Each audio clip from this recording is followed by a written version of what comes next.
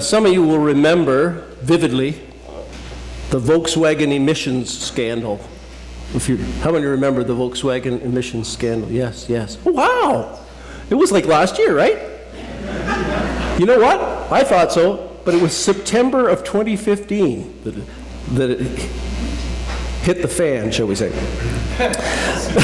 And so the story, for those of you that don't remember roughly, Volkswagen, of course, the people at the top deny all knowing anything about it, but somebody within the organization set it up so that some of the diesel vehicles that were going for testing, they would electronically turn on the emissions check device so that when they went for the tests to see if they would pass the tests, they were fine. But then it clicked back off again, so they didn't carry on working when they were actually being used by people. So they were polluting quite a bit, although they had made them so that they would look like they wouldn't. So you see, that's cheating, right? And so, consequently, they are liable for that, and they got a lot of hot water for that, a lot of trouble for that. There's a liability concern. So that's still, in some ways, that's still in the works. There was, in the U.S., there was a lot of settlement, but in Europe, not quite yet. And I'm going to tell you a little bit more about that later. So that was September.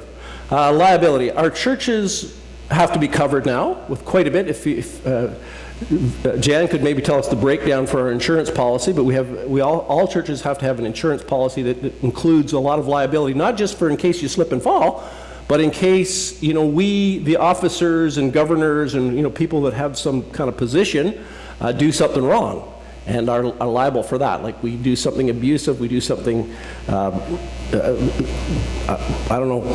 dishonest, we cheat people, whatever it is that we might do to cause somebody a harm, we're covered for that. So we have to have liability for that. And of course, your car insurance. It's where you most notice the liability cost, because that's probably, I don't know if it's the heaviest part. It's an awful big chunk of your car insurance. You have to have $1 million, in Ontario at least, of car insurance liability. And I'm guessing it won't be long before, I know my insurance company's been pushing me to get $2 million. But they'll make more money that way, I think, so I'm suspicious. But that probably will become mandatory. Who knows? Liable, the word liable, I looked it up in the dictionary. It means essentially responsible by law. There's a legal bindingness to the word. Legally answerable. In this passage, the passage that Nancy read, the word gets used 4 times by Jesus. So in this, do not murder, or you will be subject, my Bible has subject to judgment. The word in the Greek is liable. And then the same word is translated in the next, through the next verse, 21, 20. This is Matthew 5, 21 and 22. It's there 4 times with 3 different translations. So my pet peeve is, how come? Should the one word in Greek be translated the same way in English? In fact, that was one of the reasons people went away from the King James Bible. One of the complaints was, well, the King James Bible is a wonderful translation for its day. It's just past 500 years now, I think. Yeah, and but they tried to be very poetic and very, have very moving language, and they would translate one word that would be in the Hebrew or the Greek. They'd translate it in multiple different ways just to get that kind of floweriness. And people said, well, that's not very true to the original. And yet here's the NIV, a relatively new Bible that's doing the exact same thing. So, end of rant. Not that anybody cares. I do. So Jesus' first thing up here is kind of one of the 10 commandments. And he's going to tell us about our liability with respect to it. Now, I could check and test you all today and see how many of the 10 you know. Should we take time? No, probably not. There was a day when just about everybody in our society would know off by heart the 10 Commandments. Especially so if you were, most people were church people, and as part of confirmation when you were 12, 13 years old, whatever, usually, sometimes as adults, but often there was a catechism, and part of the deal was you had to know by heart and recite the 10 Commandments. Anybody remember going through that a little bit? Yeah. You should have. And our world, our society today does not do that. We don't know that. Now, who knows but what the world might be different if we did have people, kind of memorize a few things like the 10 Commandments. Because, we have a generation now that really has trouble knowing what's right and what's wrong. We've got it's kind of, everyone does what is right in their own eyes. I strongly suspect that were people to be aware of the law of God, particularly the 10 Commandments, it would have a restraining factor on the things people kind of get into and get away with in our day and age. Now, on the other hand, I would say that the law of God, the right and wrong, is built into all our hearts, built into all our consciences. So we don't really need it written down, but that certainly underlines it and gives it authority, gives it weight. And nowadays people are explaining away a lot of the things that we kind of by gut know are right. It's just influenced by our culture, it's influenced by our genetics, by our, whatever. So that's my other rant. So Jesus says, so this is all in the context, this is the Sermon on the Mount. And just kind of as a prologue to this, there's a whole lot of these where Jesus says, you have heard it said, and he tells something about the law. But before he gets to that, he says this, do not think that I have come to abolish the law or the prophets. I have not come to abolish them, but to fulfill them. So Jesus was wondering and thinking that people might be concerned that he was going to do away with the law. Now the law was the religion of the Jews, basically. So the law, and it's particularly the first 5 books of the Bible, we call Genesis, Exodus, Leviticus, Numbers, and Deuteronomy. The Torah, or the Pentateuch. Penta meaning 5, like in Pentagon, right? Pentateuch. So there's these first 5 books that they're loaded with all these laws. And the kind of the core story, one of the first things that comes across is the 10 Commandments. Now there's a parallel, you see, between Jesus' teachings in the Sermon on the Mount and the law of Moses. And as you recall, where Moses picked this law up from God up on the mountain known as Sinai. There you go. See, all that Sunday school and Bible studies paying off. Mount Sinai. And now, guess where Jesus is speaking the Sermon on the Mount from? Oh, the Mount. So that's a hint. This is, he went up on the mountainside and he sat down and he taught the people. And a whole lot of this sermon, this talk from Jesus, points back to the things Moses said. So what's actually happening here, Jesus is doing, and followed by his disciples, and the writers of the Gospels, is saying now Jesus is the new Moses.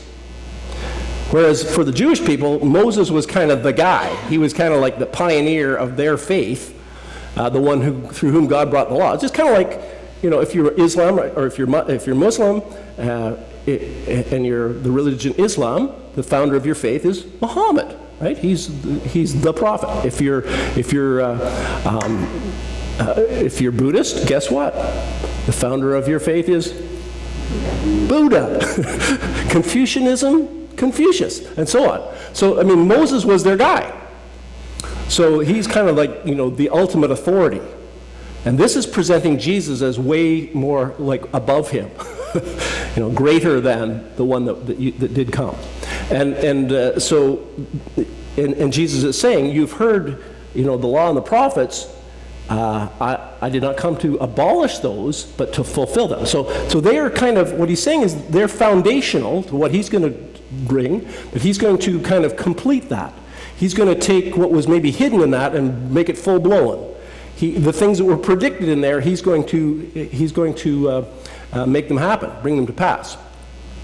So he says, you have heard that it was said to the people long ago, you shall not kill, you shall not murder, and anyone who murders will be subject to judgment. Now, what was the point of that commandment? Was that the high bar to get people to get along in society, right? Just think, if people stopped murdering each other, how great a place the world would be. Just think, is that a high bar, really? If we just didn't kill everybody, would we get along better? Yeah. That's kind of baseline, I think, right? That's kind of baseline. So what Jesus is saying is, you've heard it said that, and that's well and good. But I say to you, there's a whole lot more to it than that. It's not good enough from Jesus' perspective for us just not to be murdering each other. He says, you've heard anyone who murders will be subject to judgment. I tell you that whoever is angry with his brother or sister will be subject to judgment. So stew on that for a second. Whoever is angry will be subject to judgment. And then he puts it a few different ways. He says, whoever says to his brother, Raka, is answerable to the Sanhedrin. There's a footnote. Raka is an Aramaic term of contempt. So we shouldn't be saying Raka, or we'll be subject to the Sanhedrin. Now the Sanhedrin was the kind of the high council, the Supreme Court of the Jews in Jesus' day. And so they didn't have that much power, but they did have power if they could convict you and then turn you over to the Romans who could kill you. And that happened to somebody. Jesus himself, of course. So, we're getting up to Easter, and that's the story. I mean, Jesus gets turned over, gets tried at the Sanhedrin in Jerusalem, and they don't have power to kill him, but they want him dead, so they turn him over to the Romans, and Pilate hands down the sentence of death, and he gets crucified. So it's kind of ironic that he uses that here at the beginning of the gospel. It kind of is it's going to be echoed later on when Jesus himself gets crucified. Whoever says to his brother, even Raka, is liable to the Sanhedrin, and anyone who says, you fool, the Greek is moron. Guess what? Our word that came from that is, whoever says moron, you moron, will be in danger of the fire of Gehenna. Gehenna. The fire of, this is Jesus' colorful language, is translated hell here. The word in the Greek is Gehenna. It was a dump. It was the dump of Jerusalem. And the fire was always burning there. It's where they burned up the refuse. Do you remember the old days, the good old days, when we didn't have to worry about recycling and all that stuff? We just take it to the dump and we burn it all. So Jesus talks about that. Somebody says, the fire is not quenched and the worm does not die, because it's rotting and burning, and off it goes. So basically Jesus is saying the same thing 3 times. There's a word for this, all you scholars. It's poetry. Jesus is a poet, and he speaks in a poetic way in order to reinforce the things that he's saying. So Hebrew poetry was mainly a thing called synonymous parallelism. So the same thing gets stated. You go through the Psalms and Isaiah and all the stuff in the Old Testament, chock full of synonymous parallelism. And Jesus says in 3 different ways, he strongly cautions us and warns us about our angers and about our propensity and our tendency to be angry and how destructive that is. And I got thinking, yeah, that's pretty timely, really. I found this anger management report from the Mental Health Organization from 2008 about anger. It was kind of a statistical questionnaire about where people are at with anger management. There hasn't been any new reports since 2008 because everybody's so ticked off by this whole thing.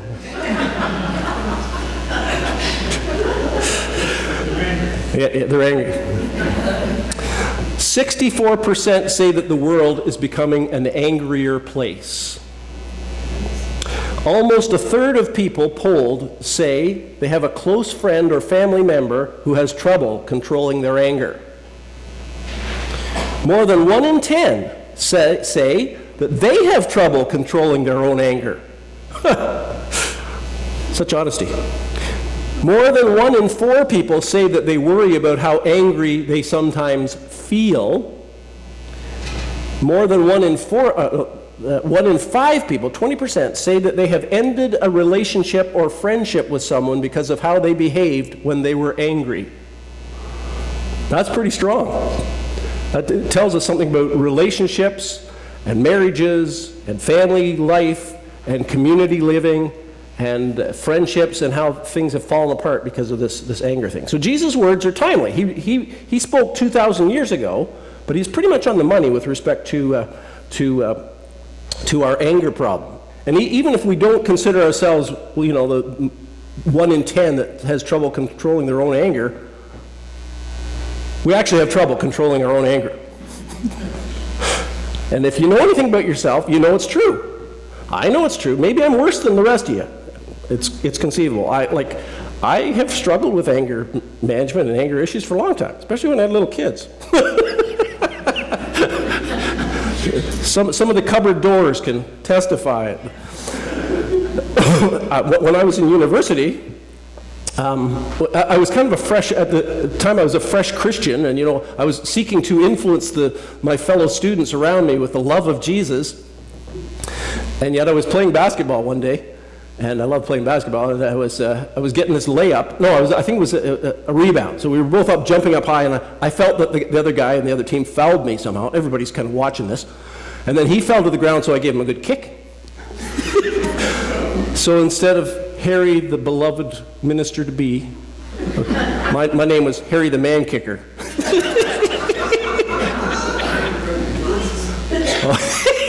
Peggy says, one time, this is another basketball story, it's high school, and some kid, I don't remember what it is, but there was a kid in the bleachers that just whipped a ball out back, they bounce into the bleachers when you're getting ready for the game. He whipped it back out on the court and banged me right between the eyes and broke my glasses. So I took my glasses and just whipped them right at the wall. I showed him. I had trouble seeing that game. So, now implicitly, like Jesus is calling us out on anger in a big, big way here. Like, liable to judgment, the fires of hell. I mean, it's colorful language. But he's not doing that without giving us also the resources to deal with our anger. So you have to look at the whole of Scripture and the whole of even in the Sermon on the Mount, and you'll find that the keys are there. The resources are there. And we need the resources of God and the resources of the grace of Christ in order to deal with this problem. And it's lifelong. It's a lifelong struggle. But, so clearly, one of the big things here is forgiveness. If you're not going to be angry with each other, for things that people have done to you that are quite offensive, actually hurtful, and you have every right to be angry, and Jesus says don't be angry, how are you going to do that? Except that you forgive them. So that's why forgiveness is so key. And Jesus has a lot to say about forgiveness, including in the Lord's Prayer, which is part of the Sermon on the Mount, where he says, forgive us our trespasses. He teaches us to pray, forgive us our trespasses as we forgive those who trespass against us. And just at the beginning of the Sermon on the Mount, in the Beatitudes, he says, blessed are the merciful, that's forgivers, for they will obtain mercy. So, that's there. So basically, kind of built into this teaching, there's an implicitness that Jesus is calling us to call for the supply of God's grace in order to be able to forgive. And for us to be able, we're actually called to an extreme level of utter forgiveness in Christ, because we have been forgiven. So the core thing about the Christian faith is that you and I have come to the cross of Christ to be forgiven for our sinfulness and our brokenness and the damage we have done to ourselves and others. And we need that. And, the blood of Christ covers us in our sins as we confess it and as we humbly admit to it. But we can't go from there, forgiven for all of the things that we've done and then not forgive the others who've done things to us. Simply doesn't work. So the resource to forgive others comes from us being forgiven through the cross of Christ. And the Spirit of God, the Spirit of Christ within us, gives us the power, gives us the wherewithal to be able to forgive others and therefore deal with our anger. And there are other things set into the gospel which have to do with anger too. A lot of our anger, we have to look at the root of it. The root of it is people are annoying us. People are getting in our way. People are cutting us off on traffic on the 401. And we're in a hurry because we have to get somewhere and we got to get there fast. Right? So a lot of it is deeper attitudes and deeper perspectives on what is important in life. Jesus in the Sermon on the Mount talks a lot about materialism. A lot of us, we get angry because people are standing in our way of acquiring things. And Jesus teaches us, you can't serve God and money. You'll love the one, hate the other, or despise the one and be devoted to the other. So the teachings of Christ are a whole, he presents the law, but he tells us, there's more to it than just you shall not kill. There's something I'm after here, which is for you to get along with each other, love each other, and live together.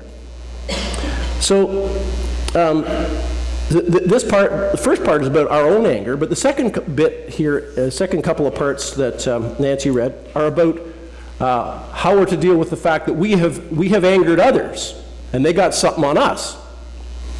If you are offering your gift at the altar, and remember that your brother or sister has something against you, leave your gift, first go and be reconciled to your brother or sister.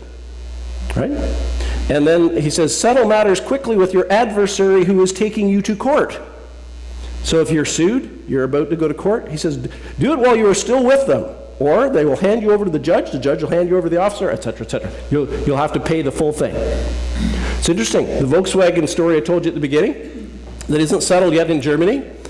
There's a huge class action lawsuit against Volkswagen in Germany. And they want, millions of euros. And it's a huge whack of money. So Volkswagen is trying to pay off the concerned persons and customers. So if they could get away with it, they don't have to go through court that way. If anybody agrees to take the payoff, Volkswagen, you've probably heard of this kind of thing before. So they'll actually end up paying a lot less than if they go to court. But actually, interestingly, it's exactly what Jesus says. Settle matters quickly with your adversary who is taking you to court. There's a certain wisdom in it. So this teaching of Jesus, it's not so much, a big heavy law. He's teaching us about learning to live in community, to get along, to love your neighbor, family life, and to deal with offenses when they come your way. So you can be a peacemaker in both directions. You're dealing with your own anger, which would cause the breaking of peace, and you're also dealing with others' anger against you, which will also break the peace. So you can keep yourself in check. So this is quite a far cry from don't kill. Jesus is setting up his kingdom, and his kingdom is the kingdom in which, love your neighbor as yourself, where we learn to love each other as God has first loved us. So there's more to this than that. But we stand in liability before God and each other. We are legally answerable and accountable for our actions and our words. And according to Jesus, our feelings. Because anger is a feeling.